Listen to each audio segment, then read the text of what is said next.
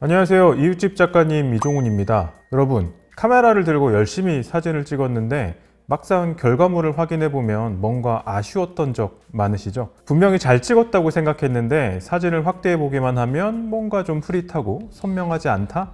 혹은 초점이 분명히 맞았다고 생각했는데 뭔가 또렷하지 않다고 느끼셨다면요, 오늘 내용 꼭 집중해서 보셔야 할 겁니다. 오늘은 사진을 찍을 때 카메라가 흔들리거나 사진이 흐릿하게 나오는 원인을 짚어보고요, 어떻게 하면 선명한 이미지를 만들 수 있는지, 가장 기본적이지만 실전에서 자주 간과되는 3가지 핵심 원칙을 정리해 보겠습니다. 오늘 영상 끝까지 챙겨보시면 여러분의 사진이 더 이상 흐릿할 일은 아마 없을 겁니다. 자, 오늘도 간단하게 순서부터 살펴보겠습니다. 먼저 첫 번째로는 촬영 자세와 그립에 대해 설명드릴 겁니다. 최근에 출시되는 카메라는 강력한 손떨림 보정 장치가 거의 다 탑재되어 있죠. 게다가 카메라를 손에 쥐는 그립 방법과 촬영 자세는 너무 기초적인 내용이라서 오히려 잘 모르시는 분들이 계시더라고요. 사진의 기본은 카메라의 몸의 안정감에서 시작된다고 할 수 있습니다. 어떻게 카메라를 잡는 게 안정적인지, 또 안정적인 그립을 돕는 액세서리는 어떤 것들이 있는지 설명드리겠습니다. 두 번째는 셔터 스피드 안정값에 대한 설명입니다. 셔터 속도를 적절히 활용하면 의도하지 않은 흔들림을 줄일 수 있습니다. 그 기준이 되는 게 여러분이 사용하는 렌즈의 초점거리인데요. 그 내용도 함께 준비해봤습니다. 세 번째는 삼각대와 지지대 활용에 대한 내용입니다. 모든 상황에서 삼각대를 사용할 수 있는 건 아니지만 야경이나 장노출처럼 느린 셔터 스피드를 이용할 때는 삼각대가 꼭 필요하겠죠. 삼각대뿐만 아니라 모노포드를 이용해서 카메라를 안정적으로 지지하는 방법, 그리고 삼각대를 사용할 때는 왜 손떨림 보정을 끄라고 하는지도 함께 설명해 드리겠습니다. 여러분, 손각대라는 말 혹시 들어보셨나요? 제가 어렸을 때 동호회 활동을 하면서 취미로 사진을 찍을 때를 생각해보면 삼각대 없이도 한치의 흔들림 없이 사진을 정말 안정적으로 찍는 분들은 저분은 손각대를 갖고 태어난 사람이다 라고 부르곤 했는데요. 농담 삼아 주고받는 말이었지만 그만큼 안정적으로 카메라를 지지하는 카메라 그립과 촬영 자세가 아주 중요하다는 의미이기도 했습니다. 그럼 촬영 자세와 그립은 왜 중요한 걸까요? 우리가 평소에 잘 느끼진 못하지만 카메라를 손에 쥐고 카메라를 통해 어느 한 곳을 집중해서 바라보면 우리가 숨을 쉴 때마다 카메라가 위아래로 움직이는 걸 느끼실 수 있을 겁니다. 또 셔터를 누르는 순간에는 손가락의 위아래로 움직이기 때문에 카메라가 수평 회전축과 수직 회전축으로 움직이기도 합니다. 특히 3000만 화소가 넘는 고해상도 카메라를 사용 중이시라면 아주 작은 떨림 현상도 사진에는 더 잘 보이겠죠? 카메라를 잡는 그립의 기본은 손가락으로만 잡는 게 아니라 전체 손바닥을 이용하는 겁니다. 오른손은 카메라 그립 부위를 가볍게 쥐고 왼손은 렌즈 아래를 받쳐주는 받침대 역할을 하는 게 기본입니다. 물론 렌즈가 작다면 손가락을 이용해서 렌즈를 쥐게 되기 때문에 받침대 역할은 조금 어색하게 느껴지시겠지만 그럴 때는 카메라 바디를 받쳐준다고 생각하시면 됩니다.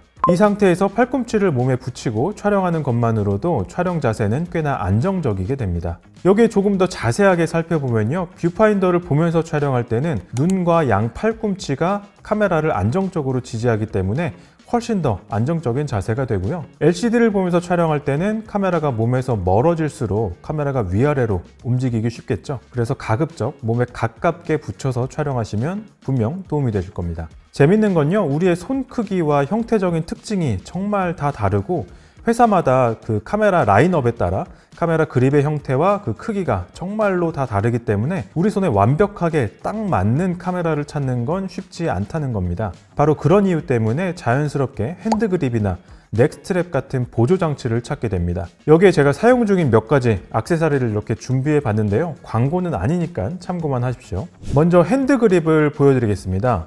핸드그립 혹은 핸드스트랩이라고 부르는데요, 제가 쓰고 있는 이 장치는 스몰리그라는 브랜드의 핸드 스트랩입니다. 카메라 우측에, 그러니까 손을 잡는 그립 부위에 이렇게 손을 끼워서 사용하는 방식으로 되어 있고요. 이 핸드 그립을 이용하면은 손목에 힘을 분산시켜서 흔들림을 조금 줄여주는 역할을 합니다. 물론 이 상태에서 끈의 길이도 비교적 손쉽게 조절할 수 있습니다.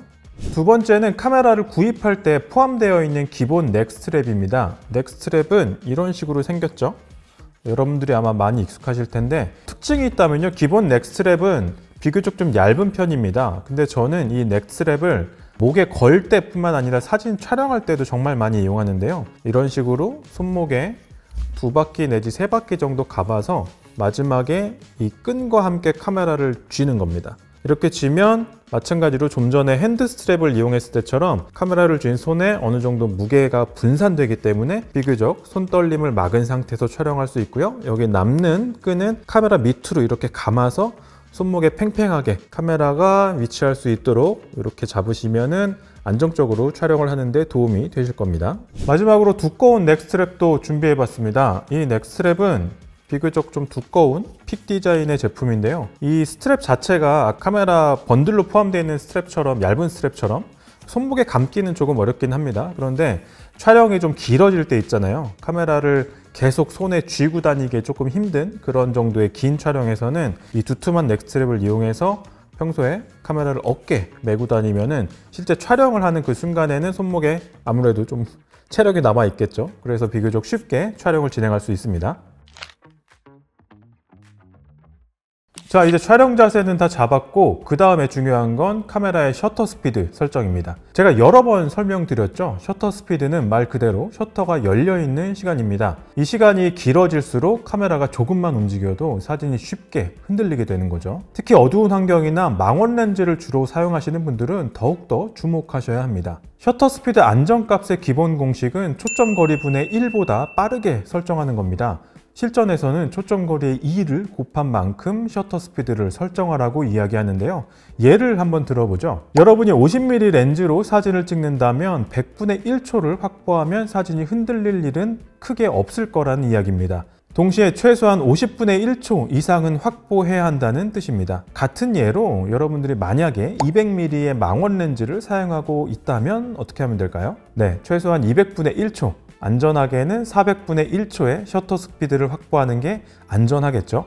그럼 이런 공식이 왜 필요한 걸까요? 초점거리가 길어질수록 작은 움직임도 사진에는 더 크게 반영됩니다. 특히 멀리 있는 피사체를 찍을 때는 셔터 스피드를 충분히 확보하지 않으면 여러분의 손떨림이 사진에 그대로 남게 되기 때문이겠죠. 물론 가능하다면요, 최신 기술의 도움을 받는 것도 당연히 좋습니다. 제가 렌즈 파트에서 한 차례 설명드린 적이 있는데요. 캐논은 이미지 스테빌라이저, 니콘은 바이브레이션 리덕션, 소니는 옵티컬 스테디샷, 이렇게 브랜드별로 다양한 손떨림 보정 기능이 렌즈에 탑재되어 있고요. 카메라 모델에 따라서는 렌즈의 손떨림 보정과 함께 카메라 바디가 직접 센서를 움직이면서 강력한 손떨림 보정 기능을 수행하기 때문에 이런 최신 기술을 적극 활용해 보시는 것도 분명히 도움이 되실 겁니다.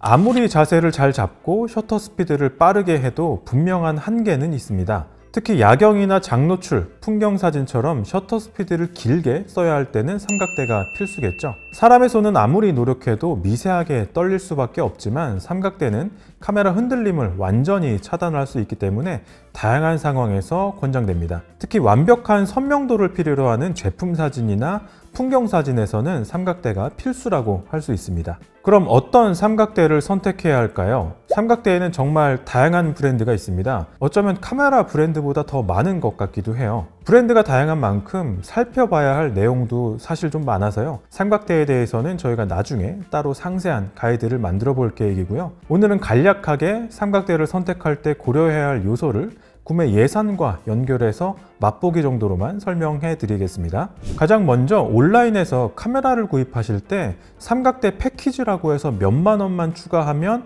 이런 삼각대를 배송 받을 수 있는데요. 이런 삼각대를 사용하시는 건 사실 좀 말리고 싶습니다. 이런 삼각대는요, 재질이 알루미늄이긴 하지만 종이장처럼 정말 얇은 알루미늄으로 만들어져 있기 때문에 안정성이 제대로 검증되지 않은 경우가 많습니다. 물론 삼각대 패키지에 저희가 앞서 보여드린 그 다양한 브랜드의 제품이 포함되어 있다면 어느 정도는 믿을만 할 거예요. 그런데 굳이 이런 삼각대를 사용하실 거라면 아주 작은 조명이나 액션캠 정도를 올려놓는 용도로만 사용하시고요. 실내에서 가벼운 장비를 거치식으로 상시로 그냥 고정해 두고 쓰실 때 이렇게 제한된 상황에서만 사용하시는 걸 추천드립니다. 미러리스나 DSLR 고가로 구입하시잖아요. 그런 장비는 가급적이면 사용하지 않는 걸 추천드립니다. 삼각대는 고가의 카메라와 렌즈를 올리는 용도로 사용하는 만큼 안정성을 최우선으로 고려하는 게 중요합니다. 삼각대의 안정성은 보통 가격과 연결지어서 생각하면 좀 쉬운데요. 20~30만 원대에서는 삼각대의 구조와 성능이 기본 이상은 하기 때문에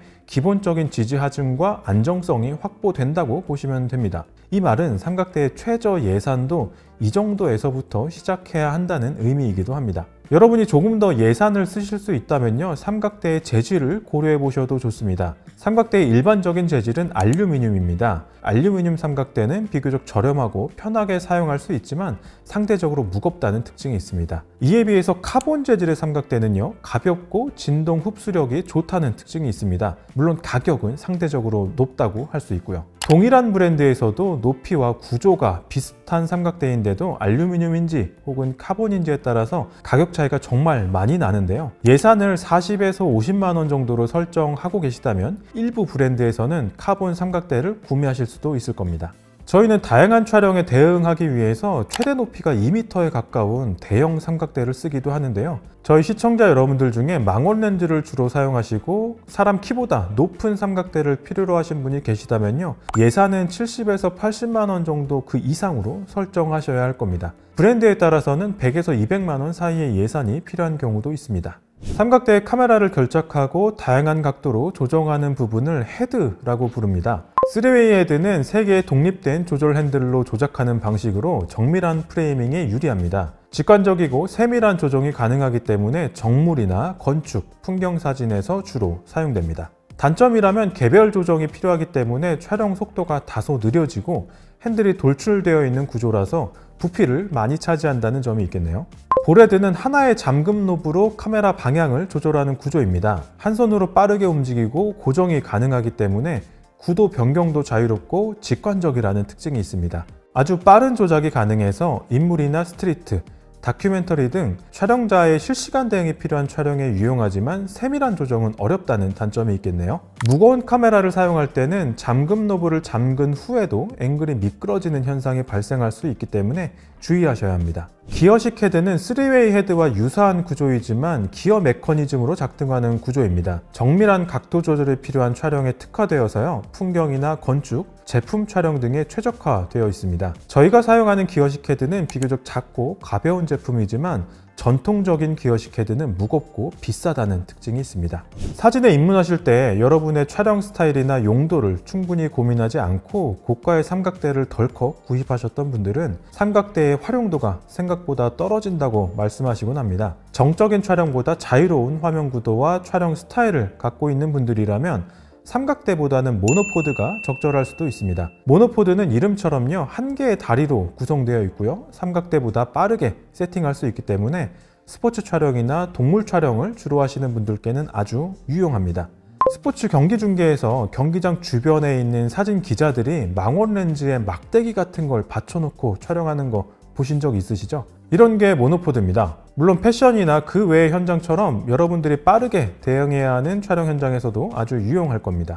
자, 그럼 삼각대를 사용할 때는 어떤 점을 주의해야 할까요? 먼저 제 경험상 삼각대를 사용하다 보면요, 촬영이 지루해지고 결과물도 지루해지는 경우가 많았습니다. 아무래도 카메라를 고정하고 촬영하다 보니까 사진의 수직이나 수평도 훨씬 더 신경 쓰이기도 하고요. 한번 자리를 잡고 나면 이리저리 움직이기도 쉽지 않아서 그랬던 것 같은데요. 삼각대를 펼치기 전에 촬영하고자 하는 위치에서 더 좋은 자리는 어디일지 좌우 혹은 위아래 더 좋은 위치가 있진 않을지 충분히 탐색해 보시고 촬영을 시작하는 게 좋은 팁이 될 겁니다. 그 다음으로 삼각대를 쓸 때는요, 카메라와 렌즈의 손떨림 보정 장치는 끄는 게 좋습니다. 삼각대를 사용하는 환경에서 카메라는 완전히 고정되어 있기 때문에 손떨림 보정이 오히려 미세한 진동을 유발할 수 있습니다. 이런 현상은 카메라와 렌즈의 보정 시스템이 카메라의 떨림을 찾으려다가 오히려 떨림을 유발하는 경우가 종종 있기 때문입니다. 카메라 렌즈의 손떨림 보정 기능은 렌즈 경통에서 쉽게 찾으실 수 있고요. 잘 모르시는 분들은